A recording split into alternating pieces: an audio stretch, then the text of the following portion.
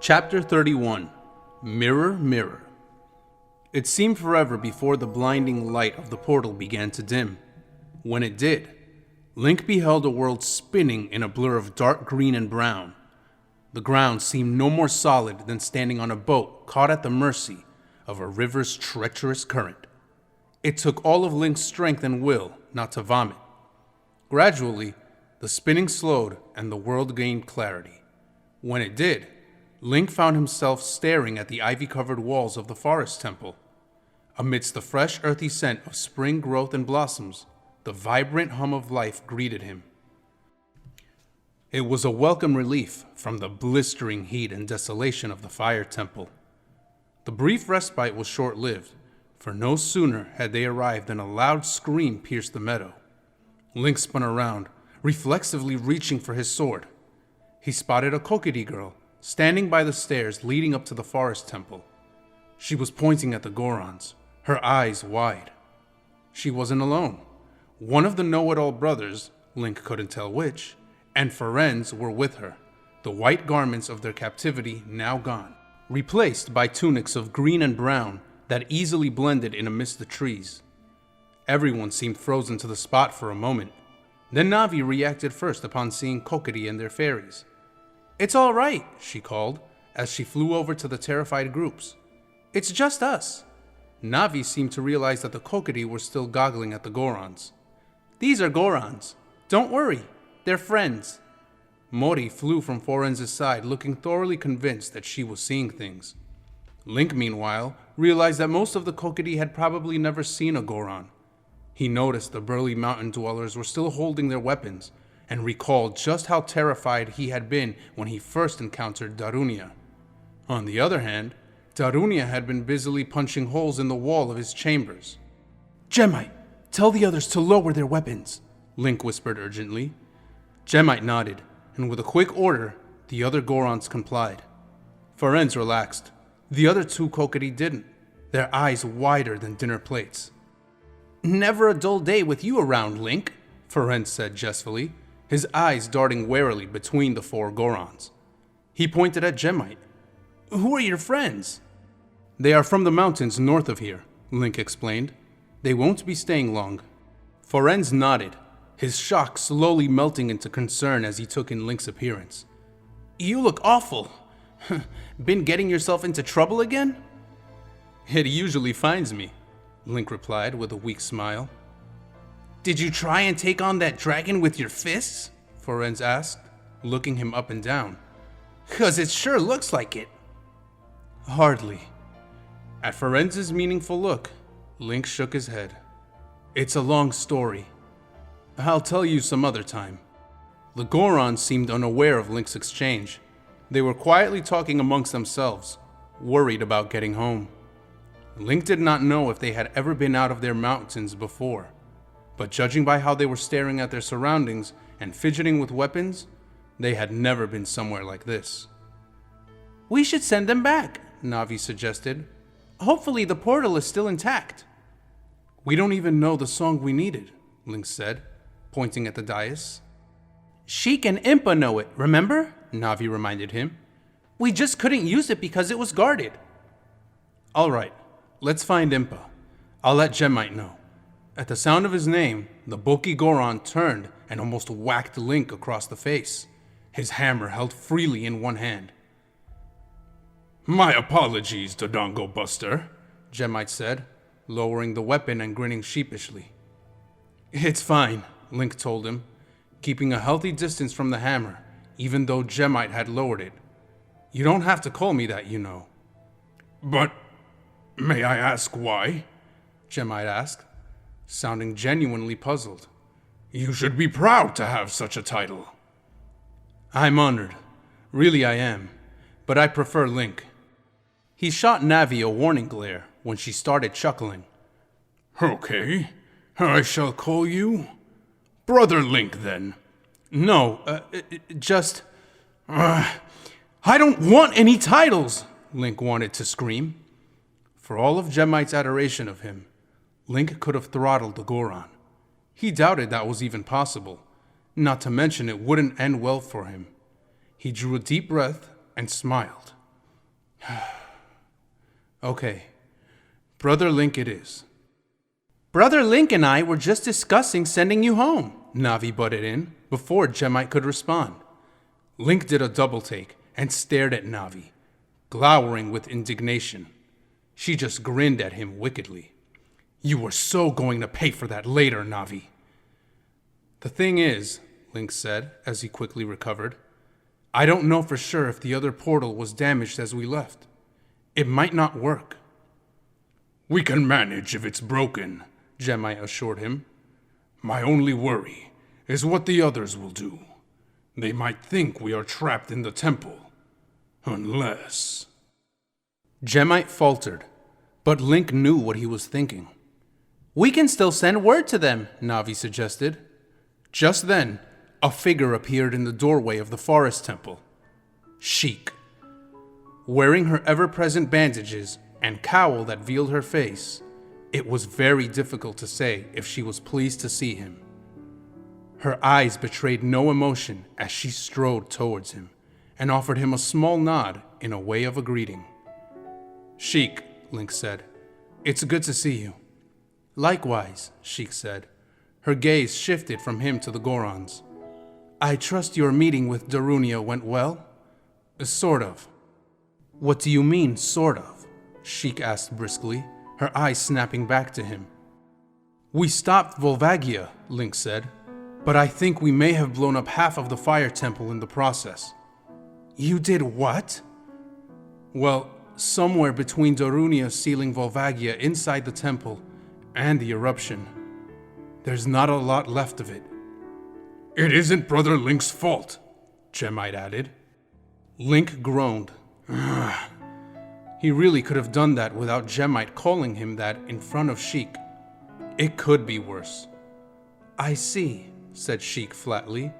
She gave little notice of Link's title, and her eyes fell on the medallion in his hand.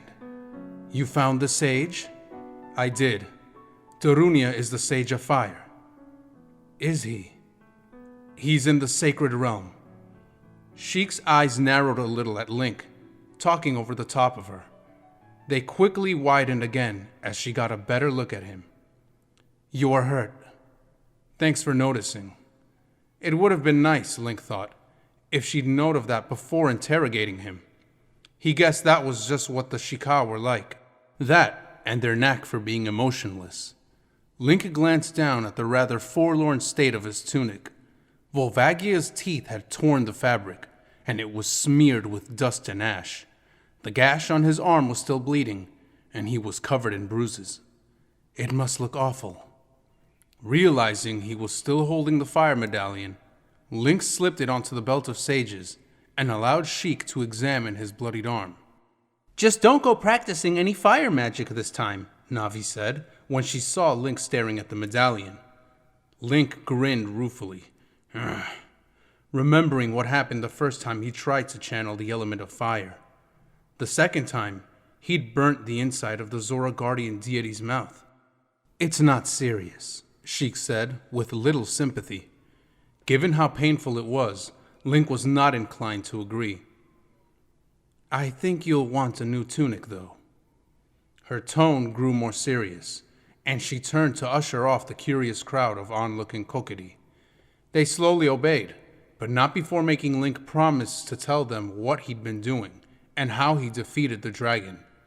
As they made their way out the gateway of the meadow, Link caught a glimpse of one of the forest spirits, its wooden arms folded across its chest.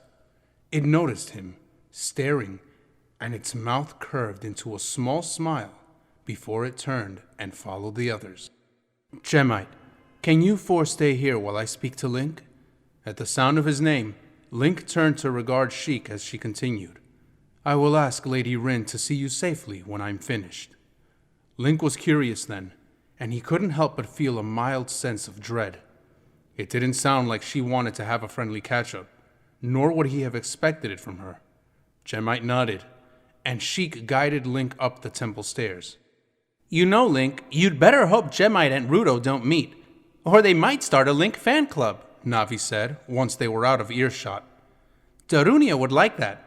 He named his son after you, after all. Link grimaced. Knock it off, Navi. When Sheik's eyes fell on them, Navi's mirth faded like mist before a breeze. Sheik seemed suddenly tense, her face tight. She turned to face him after quickly checking there were no more Kokiri to overhear them. You want me to go as well? Navi asked when she saw this. Sheik shook her head. No, you can stay, Navi. I am glad you made it when you did. Impa meant to find you if we hadn't heard anything by tomorrow. She told me what happened after our encounter with Ganondorf and Volvagia, and that you worked out who she was. There has been a complication. What?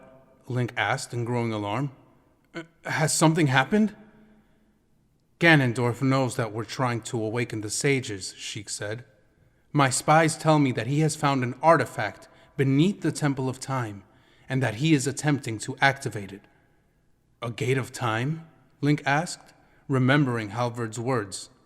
Sheik jerked. She almost looked surprised. How did you know that? A man in Kakariko village told us, Link said. A man named Halvard. Sheik's eyes went wide. This time, she did look surprised. I take it you know him? Navi asked. Yes. Sheik's words were hesitant. Guarded even. He helped Impa and I destroy a soul sealed within a mask in Termina. Who is he exactly? Navi asked. He wasn't very open to answering a lot of our questions. Link didn't blame her for not trusting the man. He was a rather unnerving individual. I do not know much about him, though I suspect Impa does, Sheik replied. He is a Shaka, a man of many names and faces. What did he tell you? He said Ganondorf was trying to make a portal back in time, Link told Sheik. Something to do with going back in time to destroy the goddesses. That's impossible, Sheik breathed. Nobody can go back that far in time or kill the goddesses. Well, in that case, it seems Ganondorf has gotten a little too ambitious lately, Navi said dryly. Sheik didn't seem to be listening, as she quietly mused to herself. If he can go back that far in time... Did Halvard tell you how he knew this? Link shook his head.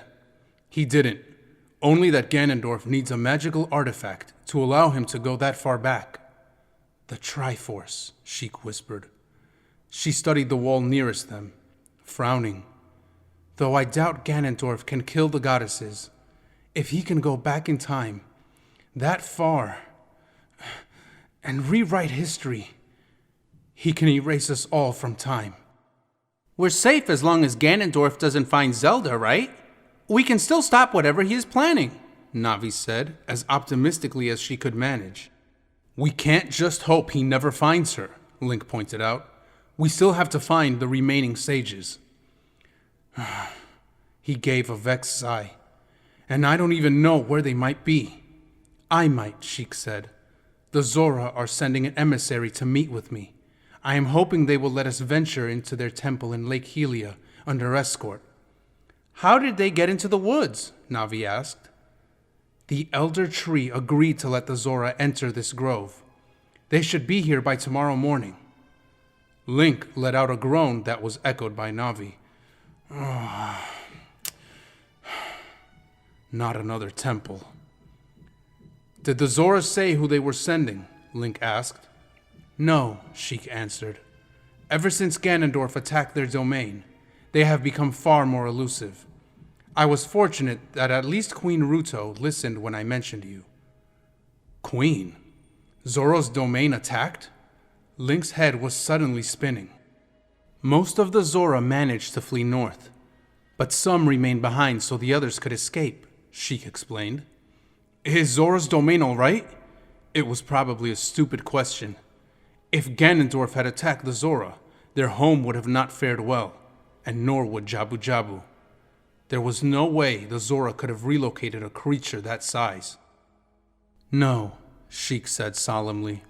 I'm afraid the Zoran guardian deity did not survive the attack, and Zora's domain is now abandoned. Sheik gave them no time to ponder on her words. I need to discuss this news about Ganondorf's plans with Impa. Though I know he intended to travel back in time, I did not believe he could go back so far. No doubt Impa will want to speak to you too.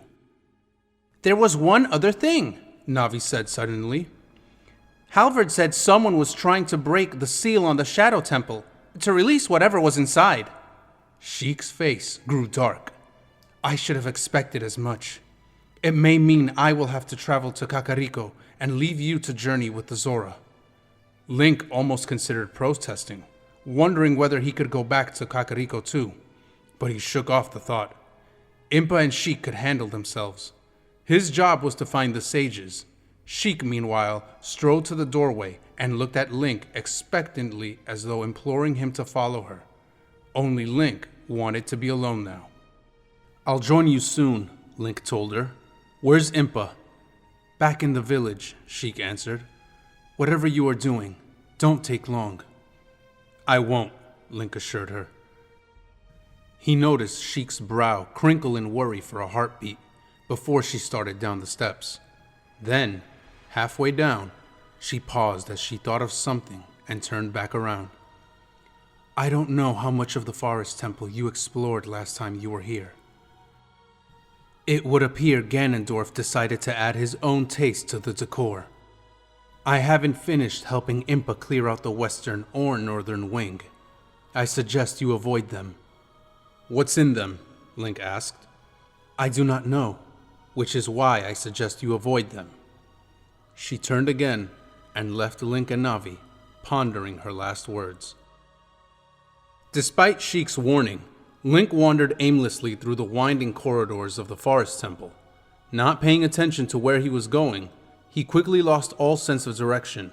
He had explored little of the temple on his last visit, and the twisting corridors were a maze. He avoided the central gardens, where the elder tree stood, the memory of what happened there still too raw. Navi followed him quietly, leaving him to his meanderings as they found themselves in a deserted area of the temple. Cool rays of afternoon light filtered through the window slits that were overrun with brambles and vines. Busy pondering as they were, neither Navi or Link noticed the obvious signs that this area of the temple hadn't been inhabited recently. Cobwebs ran thick along the cornices of the floor and ceiling. A tiny Skulltula scuttled away from him, and a little Deku scrub peered its head around one corner before running off. He needed somewhere to sit, somewhere where there were no Shika or anyone else to bother him.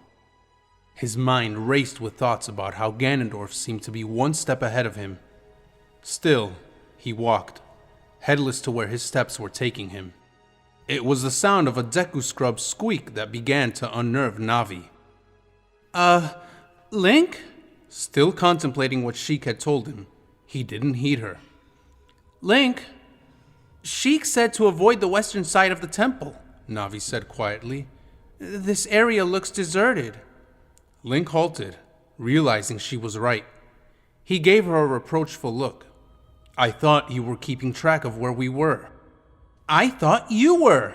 I was too busy thinking about what Sheik said, Navi said with an irate tone. When he looked around at the stone walls, he realized this part of the temple was definitely not familiar. They were completely lost.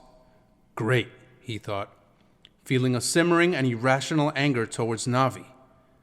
That was when the hair on his neck prickled, and he was left with the unnerving sense that someone was watching him.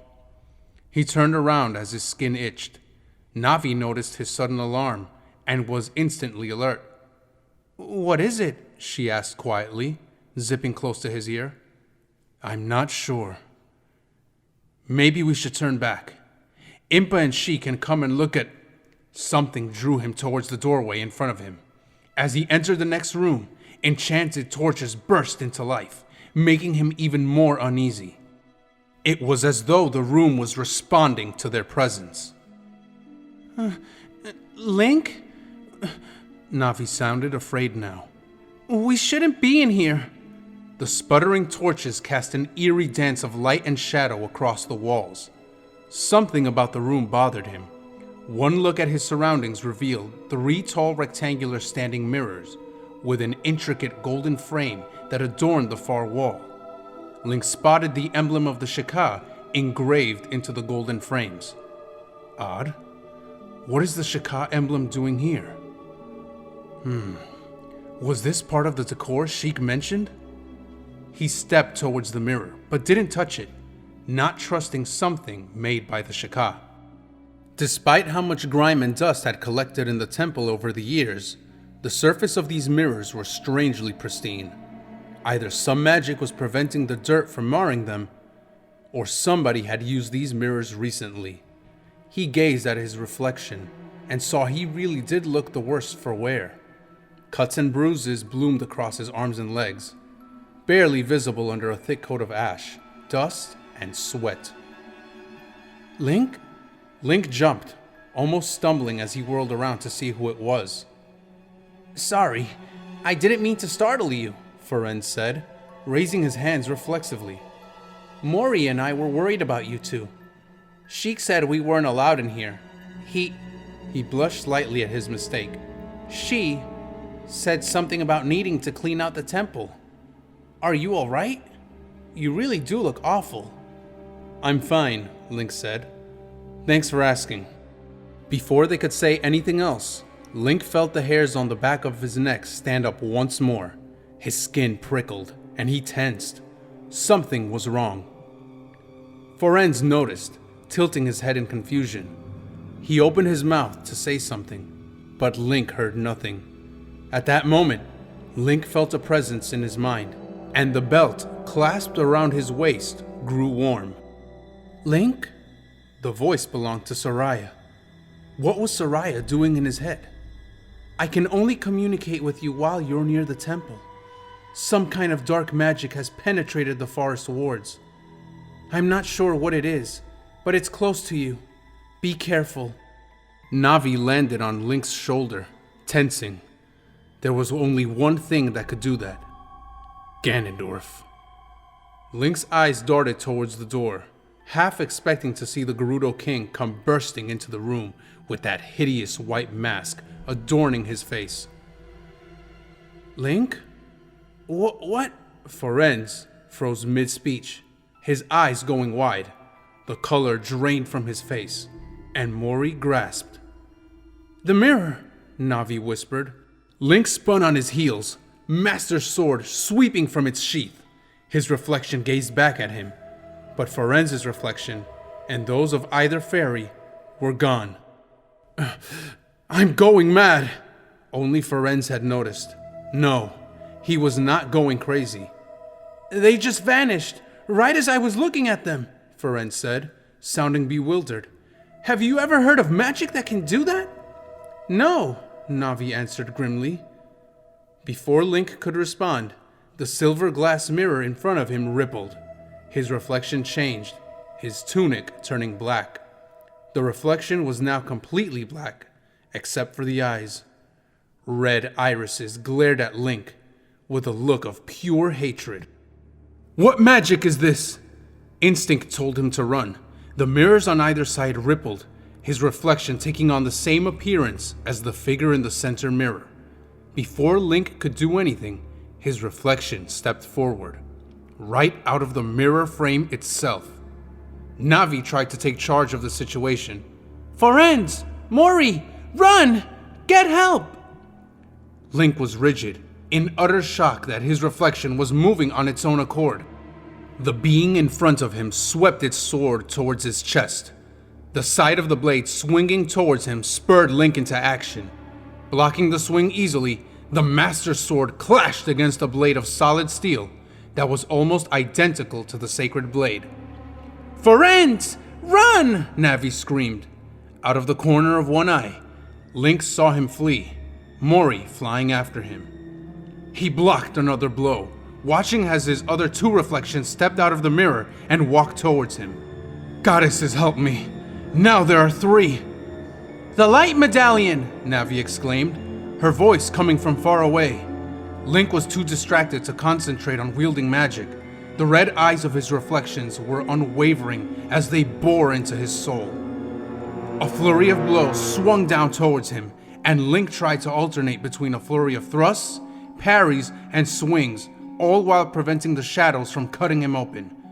The other two shadows came towards him, and one sent a blast of fire towards him. Impa's ring protected him from the fire, but not from the explosion of glass as the fireball struck the mirror. A deadly hail of tiny blades slashed Link, piercing him everywhere that was not protected by the chainmail. Navi flew upwards to evade the shower of mirror shards pelting towards her. A shard slashed across her midriff. Spinning in the air with a scream of pain, Navi thumped to the ground. No! No! That didn't just happen! Navi! Link could not have said if he screamed then. He slid, his boots sliding on the glass fragments. The three shadows leapt towards him, their eyes widening in glee as they beheld their wounded foe. Link backed away, careful to avoid Navi's listless form. No, she isn't dead. She is still alive! Link tried to assure himself as he confronted his attackers. They pressed forward, blades locked in a deadly dance. They used their shields, blocking almost every stroke Link made. He considered running, but the shadows were between him and the doorway. The only thing that spared him was that the shadow creatures were not thinking as one. They fought without regard for one and other. Link tried desperately to stand between Navi and his attackers, but they were pushing him back. Link, Soraya's voice was back in his head. Impa and Sheik are coming. Just hang on. I'm trying, Soraya! He took comfort in the fact that he was not alone, and renewed his attempts to slip a blow into his shadowy reflections. A sword arced through the air, and Link found an opening, cutting the Master Sword through the shoulder of the shadow in front of him. It hissed in pain as Black Ichor fell to the ground. It can't be hurt, Link realized. If it could be hurt, he could kill it. Only he was getting dizzy, dimly aware of the warmth running down his arms from dozens of cuts where glass had ripped across flesh. Fatigued from his fight with Volvagia, Link knew he was fighting a losing battle. The doppelgangers noticed too, and attacked with renewed vigor. One knocked his shield aside, and Link slid on the glass shards again, falling backward into the broken mirror. The Master Sword was knocked aside, and then one of the shadows dropped its blade, leaping forward to grasp Link by the collar of his tunic. It was almost too fast for Link to react, let alone comprehend what was happening, and his shield fell as he was thrust into the air. The doppelganger began to squeeze its fingers into his throat, and Link struggled to breathe. He tried drawing light, but the demon realized that he was doing, and slammed him bodily against the wall, slamming his skull into the stone so hard his vision went red. Dazed, Link felt the currents of magic slip from his fingertips. He could only watch as the demon that held him reached into his bag and removed the ocarina. No! Give that back! That sight of the ocarina sent a flicker of energy through him, but it wasn't enough. His boots scuffed stone as he fought to break free. His muscles screamed for air, his strength ebbing away. The shadow smirked, putting the ocarina in a pocket of its own tunic. Ganondorf sends his regards, hero of time. The shadow hissed. It pulled its sword back, ready to thrust it between Link's ribs. Link glimpsed a blur of motion right before a loud crack resounded through the room. Agoron held Darunia's hammer, raising it to strike again. The hammer smashed the shadow to the right, and it crumpled in a heap, its head a mess of ichor. Gemite's eyes widened as he took in the scene before him. The shadow holding Link dropped him like a sack, spinning around and dancing away from another blow. The stone slapped Link, and he gasped, wheezing as he took in the much-needed air. The brief respite afforded by Gemite's distraction was just long enough for him to regain some clarity and clamber lethargically back to his feet. A quick glance at Navi assured him he had not fallen on top of her, but there was no time to assess her injuries. Link darted to the left as the two other shadows danced, blades slashing towards him. It quickly became clear to Link why Gemite hadn't attacked the two reflections. The dead one was reforming. "It's not dead." Link cursed and plunged the Master Sword into the rapidly reforming shadow. It screamed, a cry identical to his own. Another Goron barged into the room. "You normally have fights with yourself, Sword Brother?" the Goron asked as he descended upon the nightmarish scene. "Darunia would not approve." "Be quiet and help him," Gemite snapped. They charged forward with a roar. One of the shadows finally broke away from Link, turning only briefly to hold up the ocarina tauntingly before bolting out the door. Gemite slammed his fist into the other one, knocking it to the floor. Neither of the Gorons took much heed that Link's ocarina had been stolen. "He's got the ocarina!" Link screamed hoarsely, pointing at the doorway. "Don't let him escape!" Gemite's companion gave a roar and charged after the shadow. "Goddesses, please, don't let it hurt the Kokiri," Link prayed desperately. "Please, don't let it get away." The final shadow leaped back, and darkness seemed to close around Link as it cast another spell, a jet of what Link thought was purple lightning. It missed him, striking Navi's crumpled form. She was lifted off the ground and sent spiraling through the air until she crashed back down amidst the debris. Link's body seemed to react before his mind caught up with what he was seeing. He screamed out her name, just as a blast of fire shattered the mirror beside him. The shards of glass cut his face. Link brought his shield up in time to protect himself, and was spared the worst of the shards. As Link shielded his face, Shadow Link leaped forward, a grin on its face as its blade slashed towards Link's neck. Crack! The hammer clobbered the shadow against the side of the face. A quick leaping thrust with the Master Sword, and it finally went still. Link wanted to run after the third one, but his strength was failing, and he knew he could not make it far. He turned his thoughts to Navi. As he looked at her, he felt something damp along his cheeks. "Navi?" His legs gave out, unable to support his weight, and the mirror shards tore at his hands. He felt so numb, so shocked, he barely noticed the pain. "Navi?" Link choked. What had the shadow done to her? He crawled over to her, cradling her in the palm of his hands as he examined her injuries, heedless of his own. Several deep gashes ran down her body, but she had avoided the worst of the debris. The wound from the spell that struck her was another matter, and that worried him the most. He was only vaguely aware of Gemites striding over to him. "We can still help her," Gemite said quietly. "You have magic trees that can help her, don't you?" Magic trees? It was a moment before Link knew what he was referring to. "Navi, please wake up," he whispered.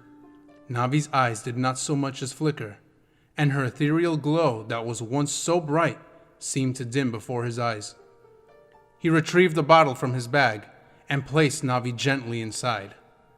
Link struggled to get to his feet. The world lurched and spun as he tried to stand up. There was a familiar sensation of the darkness rushing towards him. This time, he embraced it. "Wake up!" a fairy squeaked into his ear. "Hey, wake up, sleepyhead! The great Deku Tree wants to talk to you." "Go away." Link moaned in his sleep, rolling over only to feel something smack the side of his ear. He involuntarily moved to slap it and heard a squeak in response. "I am not moving until you wake up. This is urgent," the fairy persisted. "Can Hyrule's destiny really depend on such a lazy boy?" "Hyrule's destiny... What?" Link moaned groggily. Sweet, blissful warmth engulfed Link. He could hear the melodious chirps and warbles of the birds outside his home. He was safe, in a dream where no troubles threatened him. A voice penetrated his dream, but Link ignored it, hoping it would go away. He was dreaming of the day he met Navi, a day where he thought his dream of having a fairy had come true. He was finally a true Kokiri. It should have been the happiest day of his life, and yet, all that had been taken from him in a heartbeat. Instead, he'd been thrown into a destiny that he had no knowledge of. Now, he was sure even Navi had been taken from him. His last connection to the Kokiri was gone, a childhood lost forever. Memories of his reflection stepping out of the mirror, the fireball shattering the glass, the debris crashing into Navi, the spell that struck her, and the ocarina being stolen came rushing back to him. Link's eyes snapped open. A chill ran through his body as he realized he was in the grove of the Elder Tree. Was it the memory of what happened to Miro and Soraya? Or was it the air that made him cold? A sharp pain jabbed his left arm, and he yelped. Sheik knelt beside him, plucking a shard of glass from his arm. A bottle filled with thick green tree sap laid beside her. She was holding a metal instrument and yanking a shard of glass from his arm. That was when Link realized he was scantily clad except for the small clothes around his waist. Foolish though it was, he knew a fleeting moment of embarrassment that Sheik had seen him in such a state. A cloak covered his torso, providing some relief from the chill air of the late afternoon. Small scars crisscrossed his legs and arms, adding to the ones already there. Normally, he would have felt embarrassed at having Sheik see him like this, but he was in no condition to protest. "Keep still," Sheik said firmly. "I have been trying to mend you for the past hour, and I will not have you undoing my handiwork." Link then remembered the third shadow escaping. He tried to rise, but Sheik forced him back. "I said keep still," Sheik said more firmly. Her lips pursed as she gripped his arm, pulling another shard of glass out. Link clenched his teeth to stop himself from crying out in pain. "There's another one of those things out there. It took the ocarina," Link told her, when the pain briefly subsided. "I know," Sheik breathed. Her voice sounded pained. Link knew from that tone she had bad news for him. Was it Navi or the ocarina? Or had somebody else been hurt? "Was anybody else injured?" he asked. "No," Sheik answered simply. "Just you and Navi." Is Navi? He couldn't finish, his throat nodding uncomfortably until speaking hurt. "She is alive," Sheik replied. Link shifted again, which caused Sheik to push him back into the ground with a frown. There was something in her voice that bothered him. It was the same voice Navi had used when she tried to keep Link from learning what she found in the forest when he woke up in Orden. The same voice Rauru used when Link asked what had happened to Hyrule when he was pulled into the Sacred Realm. "What's wrong with her?" Link asked, trying to scramble upright. "Lie still!" Sheik hissed. "I could end up doing more damage while I'm working to get this glass out if you don't stay still." "Where is Navi?" Link demanded. "I want to see her." Sheik sighed. "She is asleep, in a hollow in the Elder Tree. She awoke long enough to tell me what happened. The Elder Tree healed her, but there was a complication." Link's insides went colder than ice. "What do you mean?" "Gemite said she was struck by some spell. The Elder Tree could not break it, but only reduced its effects. The only way to save her was to bind her life source to the magic that runs through the forest. She is very much alive, but she cannot venture beyond the woods for long," Sheik explained. Link's heart stopped. She can't come with me anymore? Were the goddesses so cruel they would rid him of his only companion, the one who tried to keep him sane, who kept him from killing himself on at least one occasion? As if sensing what he was thinking, Sheik added, "She can still accompany you, but only for short periods of time before the curse affects her. A few weeks at best." Which meant Navi could not remain with him if he ever left the forest. As a Hylian, he realized he might not even have a choice. "Did you get the ocarina back?" he asked, hoping for at least some good news. Sheik tensed. "No. Impa chased the culprit who took it, but did not catch him." "Where is Impa now?" "She is returning to the Goron's home and retrieving your horse. Gemite said that you had procured one. Impa intends to ride to Kakariko and speak to her spies. It may be possible for them, or Impa, to retrieve the ocarina from Dark Link. Link frowned. Dark Link? Why did you name that thing after me? It was not my idea. The Gorons called it that, and I'm still trying to work out how it even got in here.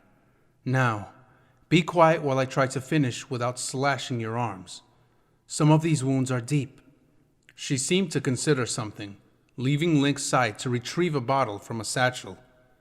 As she unstoppered it, Link recognized the smell. Sleeping draught. Since it's not likely I can convince you to lie still, this will help. She pressed the lip of the bottle against Link's lips until he drank. He settled down begrudgingly, looking up at the clear blue sky and gritting his teeth as sharp pricks of pain stung his arm while Sheik continued removing the shards. Sheik, I'm sorry I lost the ocarina, Link whispered, his eyes feeling moist again. It's not your fault, Link. She sounded strangely pained, as though she was on the verge of tears, but her eyes remained dry. It took Link a minute to realize why. She lost her family the day Hyrule fell, and without the ocarina, she would never see them again.